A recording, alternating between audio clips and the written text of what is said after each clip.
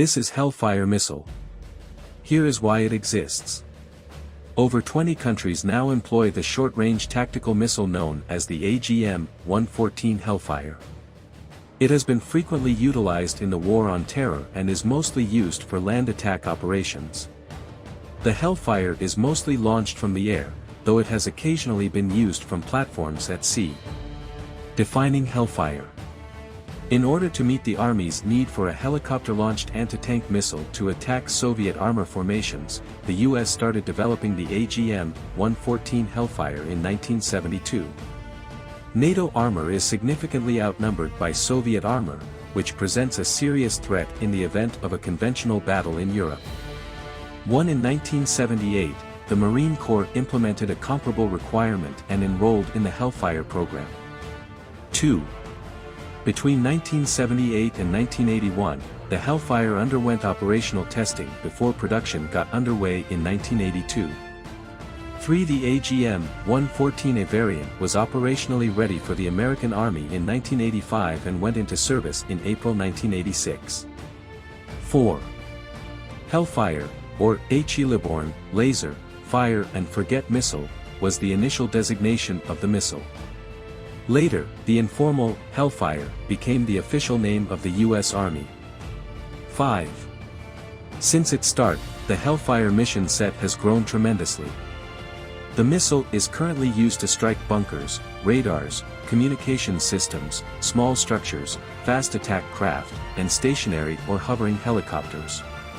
6. Over the course of decades of development, Hellfire's capabilities have increased, enabling it to take on a greater variety of targets, as well as countermeasures and obscurants, and to boost overall mission effectiveness. For instance, the AGM-114F was created by the U.S. Army in the early 1990s to combat improved tank defenses. When an anti-tank missile strikes these countermeasures, referred to as reactive armor, they detonate, scattering the deadly charge intended to breach the tank. 7. The tandem warhead of the AGM-114F, which had two charges, one to activate the reactive armor and the other to penetrate the tank, was a first for Hellfire missiles. The first of the so-called Hellfire II systems, AGM-114K, was also created in the US in the 1990s. It had a number of improvements over earlier models in order to increase lethality and function better in a countermeasure or veiled environment. These improvements included a larger warhead, a better seeker, a new digital autopilot, and reprogrammable software that could choose which attack patterns to utilize when approaching and hitting its target. 8. The K version of the Hellfire was also the first one that could find its target again after losing its laser lock. 9. Later modifications enhanced the warhead of the missile by first reducing sensitivity to minimize inadvertent explosion and then including a blast fragmentation sleeve to maximize effectiveness against unarmored targets. 10. The AGM-114L, which offered higher autonomy and precision attack capabilities, also entered the scene in the late 1990s. 11. The longbow missile can fire and forget because it uses a millimeter-wave seeker rather than a semi-active laser and can function in inclement weather. Both moving and stationary targets can be engaged.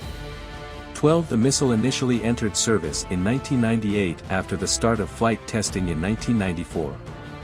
13. The numerous mission sets of earlier Hellfire models were included into the AGM-114 Romeo during its development in the late 2000s. Its multi-mission, integrated blast frag sleeve warhead is effective against both hard and soft targets, including armed vehicles, bunkers and bridges, radar, and communication systems. Soft targets include small boats or unarmored vehicles. Romeo's initial models include semi-active radar guidance, while a later development program seeks to give these missiles millimeter-wave radar like that found in the longbow. 14. There are at least 9 Romeo variations, each of which is intended to provide additional features or promote international sales. 15. Upcoming plans. Since 2014, the American Navy has begun testing the AGM-114L Longbow Hellfire on board the LCS.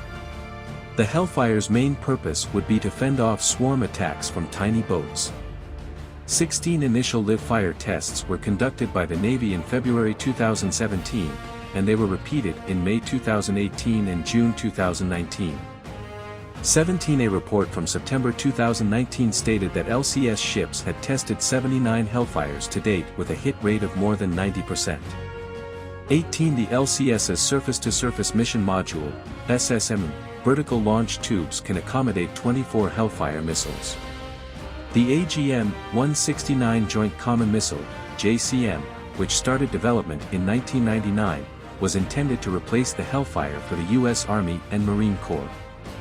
19 However, due to financial reductions brought on by Iraq War operations, the Defense Department ended the program in June 2007. 20 The AGM-179 Joint Air-to-Ground Missile, JAGM, which started testing in 2012 and underwent live-fire testing in FY 2017, is now the missile that the services intend to use to replace the Hellfire. 21. AGM-114 missiles have a length between 1.63 and 1.75 m, a diameter of 0.178 m, and a weight between 45 and 48.5 kilograms. They have a payload capacity of 8 to 11 kilograms and a range of 7 to 11 kilometers. A maximum subsonic speed for the missile is Mach 1.3, 450 meters per second. 22. The AGM-114 missile is carried by a number of American platforms throughout the services.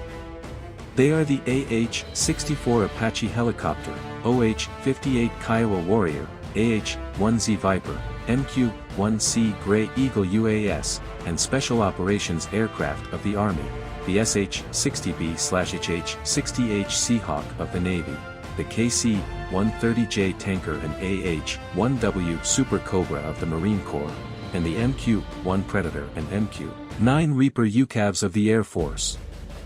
Internationally, the EC-665 Tiger helicopters of Australia and France are also outfitted with the Hellfire. 23 Due to their guidance and multi-mission capabilities, the AGM-114 Longbow and Romeo are currently used largely by the United States.